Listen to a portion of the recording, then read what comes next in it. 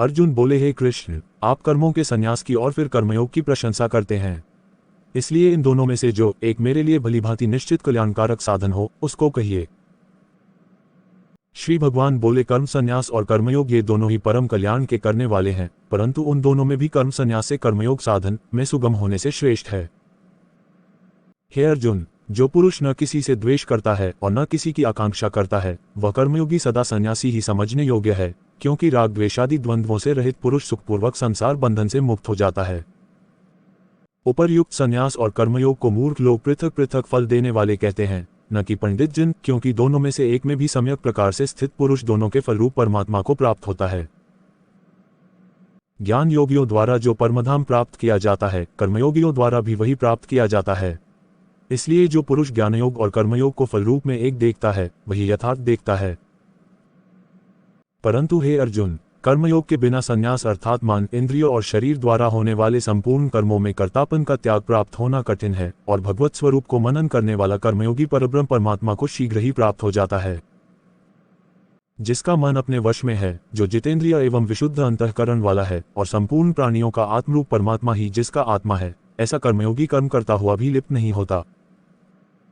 तत्व को जानने वाला सांख्ययोगी तो देखता हुआ, सुनता हुआ, स्पर्श करता हुआ, सूंघता हुआ, भोजन करता हुआ, गमन करता हुआ, सोता हुआ, श्वास लेता हुआ, बोलता हुआ, त्यागता हुआ, ग्रहण करता हुआ तथा आंखों को खोलता और मूंदता हुआ भी सब इंद्रियां अपने अपने अर्थों में बरत रही हैं, इस प्रकार समझकर निसंदेह ऐसा माने कि मैं कुछ भी नहीं करता हूं। जो पुरुष सब कर्मों को परमात्मा में अर्पण करके और आसक्ति को त्याग कर कर्म करता है, वह पुरुष जल से कमल के पत्ते की भांति पाप से लिप्त नहीं होता। कर्मयोगी ममत्व बुद्धि रहित केवल इंद्रिय, मन, बुद्धि और शरीर द्वारा भी आसक्ति को त्याग कर अंतःकरण की शुद्धि के लिए कर्म करते हैं। कर्मयोगी कर्मों के फल का त्याग करके भगवत प्राप्ति रूप शांति को प्राप्त होता है, और सकाम पुरुष कामना की प्रेरणा से फल में आसक्त होकर बंधता है।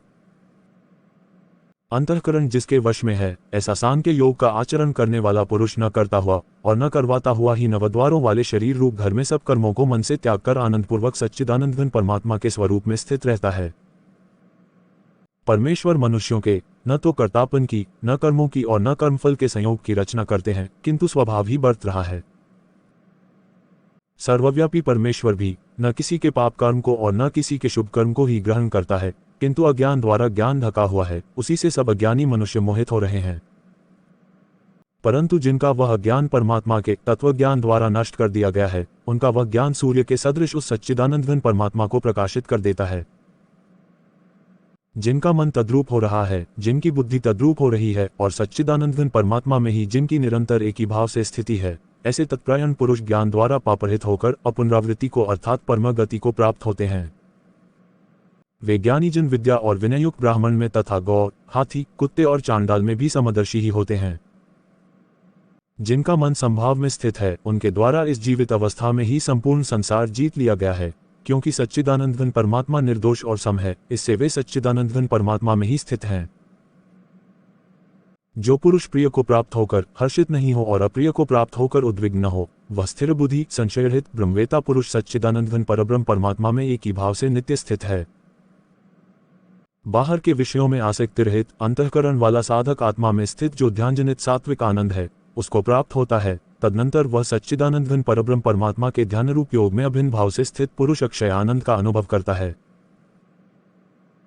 जो ये इंद्रिय तथा विषयों के संयोग से उत्पन्न होने वाले सब भोग हैं, यद्यपि विषयी पुरुषों को सुख रूप भासते हैं, तो भी दुख के ही हेतु हैं और आदि अंत वाले अर्थात अनित्य हैं। इसलिए हे अर्जुन, बुद्धिमान विवेकी पुरुष उनमें नहीं रमता। जो साधक इस मनुष्य शरीर में शरीर का नाश होने से पहले पहले ही काम क्रोध से उत्पन्न होने वाले वेग को सहन करने में समर्थ हो जाता है, वही पुरुष योगी है और वही सुखी है। जो पुरुष अंतरात्मा में ही सुख वाला है, आत्मा में ही रमण करने वाला है तथा जो आत्मा में ही ज्ञान वाला है, वह सच्चिदानंद घन परब्रह्म परमात्मा के साथ एक ही भाव को प्राप्त सांख्य योगी शांत ब्रह्म को प्राप्त होता है। जिनके सब पाप नष्ट हो गए हैं, जिनके सब संशय ज्ञान द्वारा निवृत्त हो गए हैं, जो संपूर्ण प्राणियों के हित में रत हैं और जिनका जीता हुआ मन निश्चल भाव से परमात्मा में स्थित है, वे ब्रह्मवेता पुरुष शांत ब्रह्म को प्राप्त होते हैं। काम क्रोध से रहित जीते हुए चित्त वाले परब्रह्म परमात्मा का साक्षात्कार किए हुए ज्ञानी पुरुषों के लिए सब ओर से शांत परब्रह्म परमात्मा ही परिपूर्ण है। बाहर के विषय भोगों को न चिंतन करता हुआ बाहर ही निकालकर और नेत्रों की दृष्टि को भृकुटी के बीच में स्थित करके तथा नासिका में विचरने वाले प्राण और अपान वायु को सम करके जिसकी इंद्रियां मन और बुद्धि जीती हुई हैं, ऐसा जो मोक्षप्रयण मुनि परमेश्वर के स्वरूप का निरंतर मनन करने वाला, इच्छा, भय और क्रोध से रहित हो गया है, वह सदा मुक्त ही है। मेरा भक्त मुझको सब यज्ञ और तपों का भोगने वाला, संपूर्ण लोकों के ईश्वरों का भी ईश्वर तथा संपूर्ण भूत प्राणियों का सुहृद अर्थात स्वार्थरहित दयालु और प्रेमी ऐसा तत्व से जानकर शांति को प्राप्त होता है।